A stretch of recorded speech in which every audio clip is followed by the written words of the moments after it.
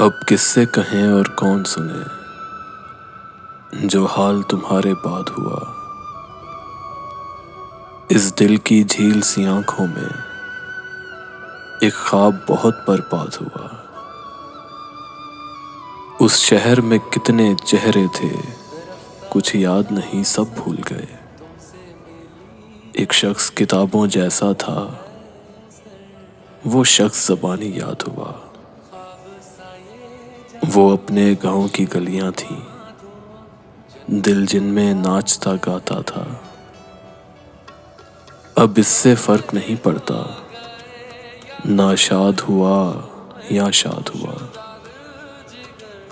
बेनाम सताइश रहती थी उन गहरी सांवली आंखों में। ऐसा तो कभी सोचा भी न था, दिल अब जितना बेदाद हुआ, दिल अब जितना बेदाद हुआ।